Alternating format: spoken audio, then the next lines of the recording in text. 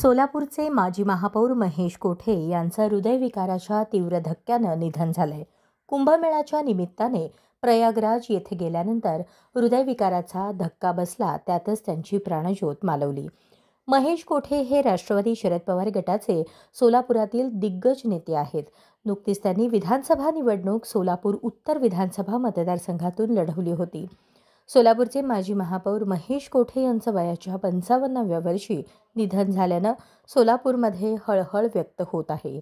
महेश कोठे यांनी यंदाच्या विधानसभेत सोलापूर उत्तर विधानसभा मतदारसंघातून निवडणूक लढवली होती, मात्र त्यांना पराभव स्वीकारावा लागला. महेश कोठे यांचा सोलापूर शहराच्या राजकारणात मोठा दबदबा होता.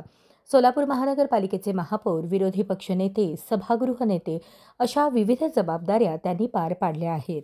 तर काँग्रेस, शिवसेना, राष्ट्रवादी शरद पवार गट अशा विविध पक्षात महेश कोठे यांचा प्रवास राहिला. महेश कोठे हे सोलापूर महापालिकेतच सर्वात तरुण महापौर होते. शिवसेना सोडून राष्ट्रवादीमध्ये जाण्यापूर्वी ते सोलापूर महानगरपालिकेचे विरोधी पक्षनेते देखील होते. त्यांनी आपल्या मानवतावादी तत्वानुसार राजकारण केल्याचं पाहायला मिळालं. त्यांनी जनक्रांतीला मुलाखत देताना सोलापूरच्या सुशिक्षित तरुणांची व्यथा मांडली होती. त्या तळमळीतून त्यांनी सोलापुरात IT पार्क उभारणार हा निश्चय केला होता. पाहुयात त्यांनी दिलेल्या शेवटच्या मुलाखतीतील काही क्षण.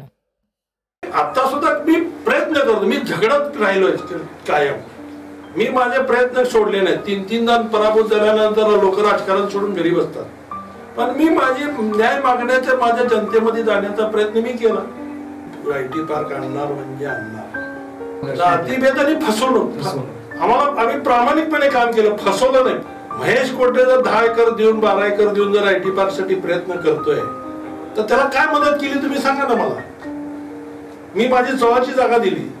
जर मी बिडीगरकोल सारख्या भागात एक नगरसेवक म्हणून एवढे डेव्हलपमेंट करू शकतो, इथं 3000 घरं होते, आज 30,000 घरं झाली. इथं एक टाकी नव्हती, पाण्याची प्यायची पाणी नव्हती, आज 4 टाक्या तिथं झाल्या. म्हणजे लोकसंख्या तिथे एवढी मोठी वाढली, एवढं तिथल्या जागेचे रेट आले.